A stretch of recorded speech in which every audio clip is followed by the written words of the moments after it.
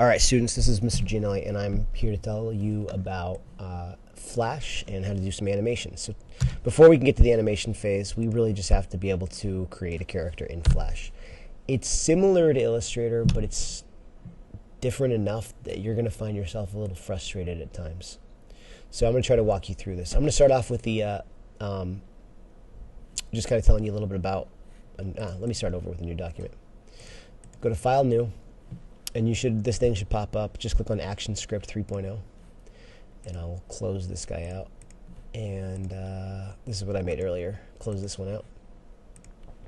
And you'll notice there should be this thing at the timeline. Yours might be floating. If it is, just drag it down here to get it to come to the bottom. And it says Layer 1. And what's very important about this program is that you name all your layers very unique names. That are specific to that one object. So you're going to make a bunch of different shapes, basically. Some artists that do animations only use rectangles and squares to do pretty much everything. Others use the pen tool and the pencil to do some stuff as well. So let's just start off by creating a circle. And I'm going to set the color right here. And whatever, just a skin tone, whatever skin tone you want, you can do. There's some options over here as well, so it kind of breaks it up into two different parts. Some tool options are going to be here, some are over here. I don't know why. You could probably move that if you wanted to, but I'm not going to. So there's the head. And if you want to zoom in, just use the magnifying glass. Alt mouse wheel does not work on this program, unfortunately, which is, I think, a shame. But there we go. There we got a head. Okay, so let me change this layer name by double-clicking to head. And again, you must do that. Now, before I do anything else, I have to create a new layer. You don't want to end up working on the layer that you were just on. And if you want, you can lock the previous layer so that you can't do anything to it. And then I'll just go ahead and make the next layer, which is ears. Now with this layer, I'm going to use a circle again. I'm going to use a fill of the same color and a black stroke. And if you want to change the size of the stroke, you do it over here. And I'm going to create an ear. Now, I put ears, but let's go ahead and just change that to ear. So we'll have our character facing sideways, and that'll make it a little bit easier to animate. And you'll notice one thing I just did, I moved it, and you'll see that the stroke is separate. This program actually keeps the stroke and the object separate. So if I want to select both, I'll just put a box around it, and then I can move it with the mouse. You can also, once you start moving it, use the arrow keys to move it. That's a good thing about locking the previous layer, because otherwise I'd accidentally select both. Oops. What did I do? Okay, there. And you don't want to do that. So I'm going to lock the bottom one, select this, and then I can move it around. Now, because it's an ear, I want part of it to not be closed in on that face, so I'll just use the eraser tool. Now, your eraser tool has a few different modes. Erase is just going to erase everything, and you'll just see it see-through. But I just want to erase the stroke, so I'm going to go ahead and change the eraser mode to erase lines only. And then I'm just going to do that, leave a little bit sticking out, and that's a pretty cool looking nose. I'm going to go ahead and keep that. Now let's go ahead and just create the ear. Let's go ahead and create the nose. And I'm going to use the pencil tool for this.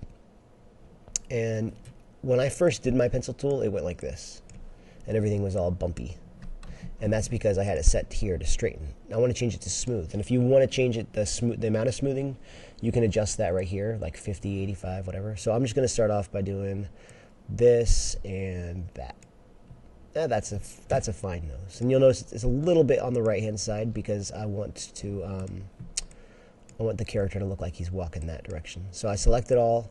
If you just click on it, it's not going to select it all. That's not how this program works. So if you got to make sure there's a box around it if you want to move it.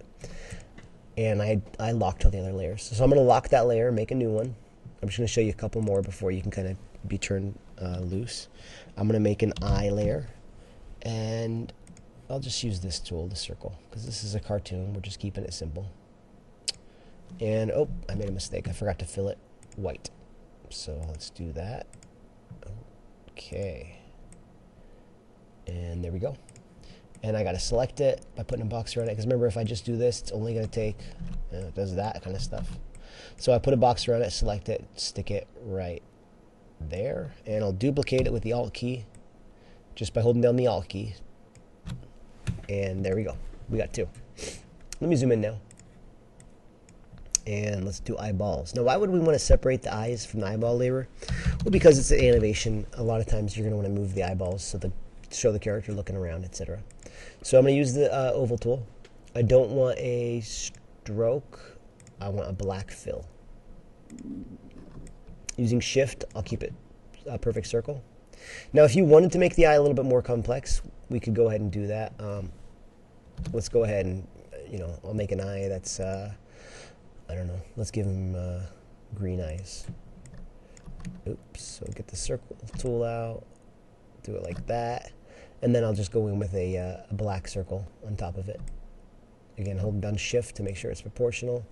And I forgot to change the color before I made it, so if you just click on it over here, you'll have the option to change the color, black.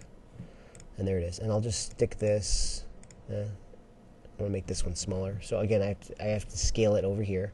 Link that, otherwise it'll not stay proportional. And I'll just shrink that. And I don't know if this is going to be too big. Let's see. Get that right in the center. Yeah, that's pretty big. I could take the eyeball layer and break it up so that the stroke is on one layer but I'm not going to. Let me just shrink this down. Okay. Oops. Select it. Oh, let me lock the eye layer. Select the eyeball, duplicate it, and he's looking that way because that's the way he's going to be walking. So there we go. Now I want you to just go ahead and continue. Be as creative as you like. You can do hair. We know how to use the eraser now. So you can draw using the pencil. I think that this other guy I saw did a mouth kind of strange, like, was it like this or something? And then he linked it like that, and then he used the bucket fill, which is this one, to make it black. Oops, I have the wrong color. When you go to bucket fill it, if it does not fill in perfectly, check this out right here. You can choose how big the gaps you want it to close. So if there's a little gap, sometimes it doesn't fill in. It'll fill in like the full face. Just click on that and change it to close large gaps, and then it'll fill in all those spots. So there we go. Maybe give him some eyebrows, and however you want to do that. And then hair, which you can use the pencil, or you can try to use the pencil or whatever. Now you'll notice I'm not doing new layers, so this is all not going to be possible. I got to change what I'm doing here. I got to fill this in. He's got blue hair, beautiful. Yeah, and then the body, same thing. I would make a new layer for the neck. I'd make a new layer for the torso, for the arms, for the hands. Everything's going to be separate, and then you can kind of string it all together at the end. So I'll give you a few days to go ahead and work on this, and then we'll learn about how to animate it. Good luck.